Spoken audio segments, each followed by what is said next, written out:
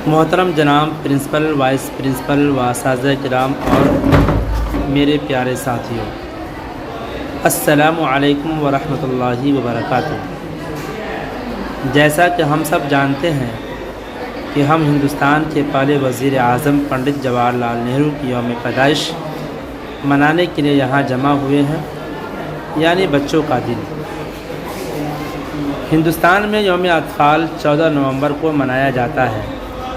जैसे ही हम यौम अतफ़ाल सुनते हैं, हमें फ़ौरन पंडित जवाहरलाल नेहरू याद आ जाते हैं, क्योंकि यौम अतफ़ाल से जवाहरलाल नेहरू का नाम जुड़ा हुआ है।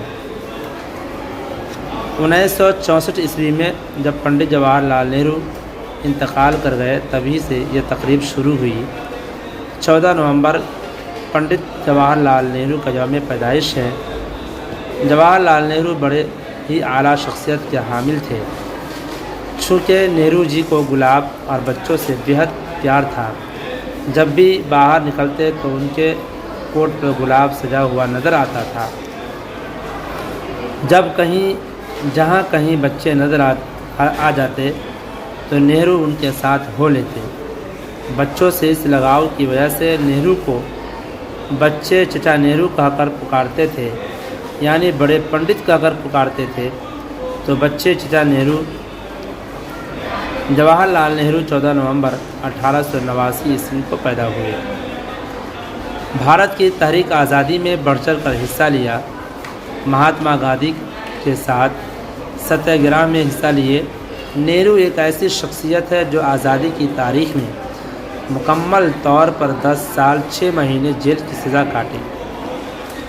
भारत आज़ाद हुआ तो पहले वज़ीर आज़म बने। उनके बड़े कारनामों में भारत को मजबूत करना था। भारत को काश्तकारी सनअतकारी में मुस्तहकम और ख़ुद मुख्तारी बनाना उनका अव्वल इरादा था। उन्हीं के दौर में भारत ने बड़े बड़े डीम और बड़ी बड़ी फैक्ट्रियाँ कायम हुई। उनको आज़ाद भारत का मेमार भी कहा जाता है। दुनिया में भारत को मजबूत शक्ल में पेश करने के लिए नेहरू ने नॉन अलाइनमेंट मूवमेंट यानी गैर जानबदारी तहरीक शुरू की। भारत और चीन के दरमियान दोस्ती के लिए पंचशील 5 उसूल पेश किए, जो दुनिया के सियासी मैदान में काफ़ी मकबूल हुई। 1964 ईस्वी में पंडित नेहरू का इंतकाल हो गया और तभी से हर साल पंडित जवाहरलाल नेहरू की यौम पैदाइश पर यौम अतफ़ाल मनाया जाता है।